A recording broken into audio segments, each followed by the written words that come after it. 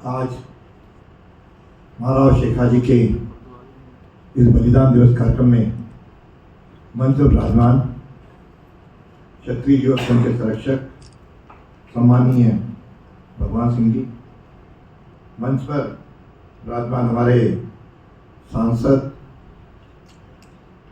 और जयपुर ग्रामीण के राव साहब, पूर्व सांसद राम कुमार जी वर्मा और हम सबके चिर परिचित केवल आमेर ही नहीं पूरे राजस्थान के ऐसे भाई सतीश जी पूनिया और पूर्व न्यायाधिपति RS राठौड़ साहब और सभागार में उपस्थित मेरे भाइयों और बहनों। जननी जने तो दो जन कह दाता के सूर, नहीं तो रेजियो भांजड़ी मती गंवाजियो नूर। यह जो एक पुरानी कहावत है, मैं समझता हूँ ये आज भी साम्यक है। और जिस प्रकार से राजस्थान की धरती, इस पर सदैव ऐसे वीर पैदा हुए जो अपने ओर से छाप छोड़ गए।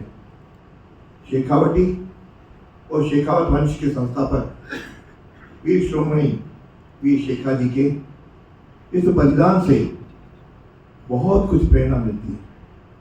अभी उनके जीवन का जिस प्रकार से हमको विस्तार से बताया, मैं समझता हूँ कि ऐसे वीर राजस्थान के कण कण में पैदा हुए, जिन्होंने समय समय पर पूरे देश को स्वाभिमान और स्वतंत्रता की न केवल दिशा दी और साथ में कुशल प्रशासक के रूप में भी आए।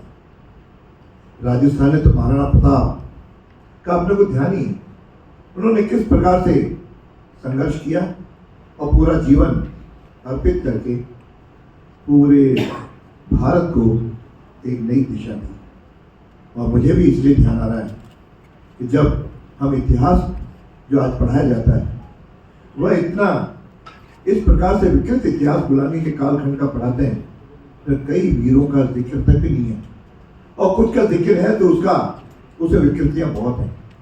जिसे वर्षों तक हम पढ़ते रहे, अकबर महान का पाठ पढ़ते रहे, लेकिन अकबर महान कभी रहा ही नहीं। इसलिए मुझे भी जब शिक्षा मंत्री का दायित्व मिला, क्या सबसे पहला ये काम करने का सौभाग्य मिला कि अकबर महान के पाठ को हटा करके महाराणा प्रताप के पाठ को जोड़ा। तो जब तक वीरों का, बलिदानियों का हम सम्मान नहीं करेंगे, तब तक नई पीढ़ी को किसी प्रकार की कोई दिशा नहीं मिलती।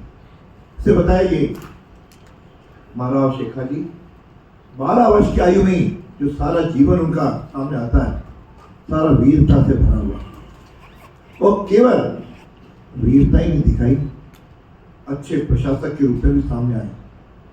वो आज हिंदुस्तान जब धर्मनिरपेक्षता की बात करता है, मैं समझता हूँ महाराव शेखा जी ने अपने कार्यकाल में उसी समय सुअर का शिकार और के खाने पे प्रतिबंध लगाया और साथ में वहीं गाय मोर जैसे प्राणियों की भी वध पर प्रतिबंध। उन्होंने सबको समान रूप से किया, ऐसा नहीं कि केवल एक पक्ष का। यह कहती है सामाजिक समरसता और धर्मनिरपेक्षता, जिसको आज के युग में हम लोग ज्यादा चर्चा करते हैं। ये उसी कालखंड से है, ये कोई नयापन नहीं है। इस नाते वे वीर आज भी याद करते हैं और अपने उन्होंने वीरता से उस राज्य को जहाँ हरियाणा है वहाँ तक उसको बढ़ाया। और ऐसे महापुरुषों का स्मरण करना, मैं समझता हूँ अपने यहाँ पर जो आज किया है, मैं आयोजकों को अपनी ओर से बहुत बहुत साधुवाद देता हूँ, जिन्होंने इस प्रकार का आज उनका बलिदान दिवस मना करके एक नया इतिहास रचा है। और इस प्रकार के शासक जिन्होंने चंद्रसेन को 6 बार युद्ध में हराया, एक बार नहीं, एक बार 2 बार तो नहीं हराते, लेकिन 6 बार हरा करके उन्होंने जिस प्रकार से बताया नारी के सम्मान को भी रखा। तो नारी की पूजा तो भारत में प्रारंभ से ही होती आई है और आज के युग में तो जिस प्रकार से बदलाव रहा है, और जो तथाकथित कुछ राजनेता अब वीरों की वीरता को नकारने लगे हैं। पिछले जिस प्रकार से राणा सांगा के बारे में कुछ लोगों ने जो इस प्रकार के वाक्य कहे, संदेश कहे, जिनकी शायद जितनी निंदा की जाए कम है, जिसने 80 घाव अपने शरीर पर सहे, उसके बारे में अनर्गल टिप्पणियां करना, उनके प्रति अश्रद्धा का निर्माण करना, यह वास्तव में कोई समझदार लोगों का तो काम नहीं हो सकता। इस प्रकार के लोग डेवलप हुए।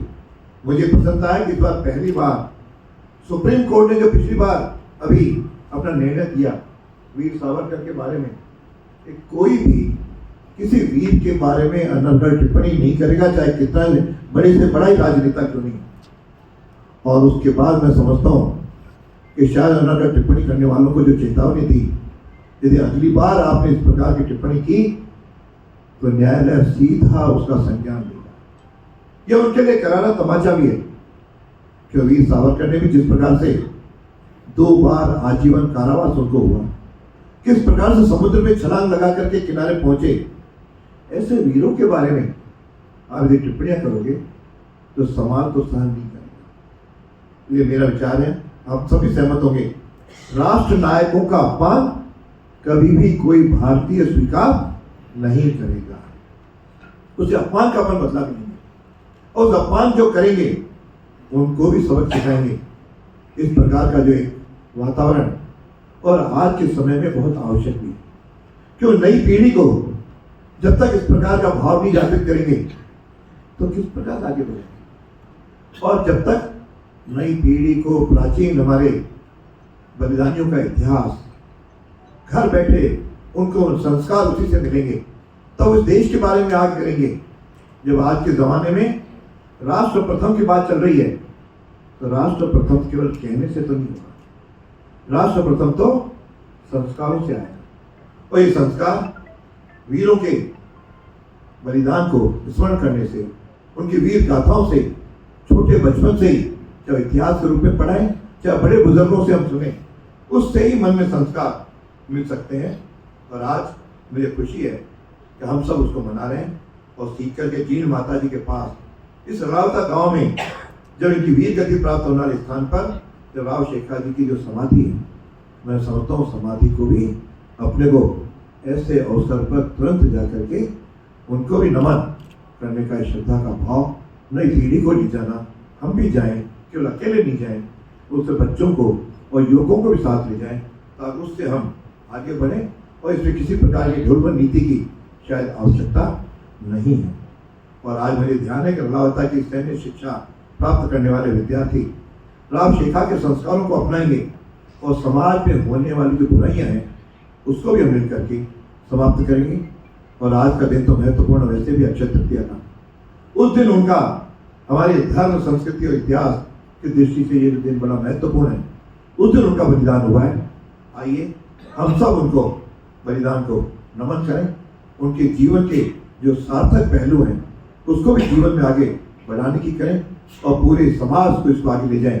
आज जिस प्रकार से आयोजकों ने सब समाजों के लोगों को बुलाया, वे केवल एक समाज के या राजपूत समाज के, क्षत्रिय समाज के वीर नहीं थे, वे हम सब के वीर हैं, भारत के वीर हैं।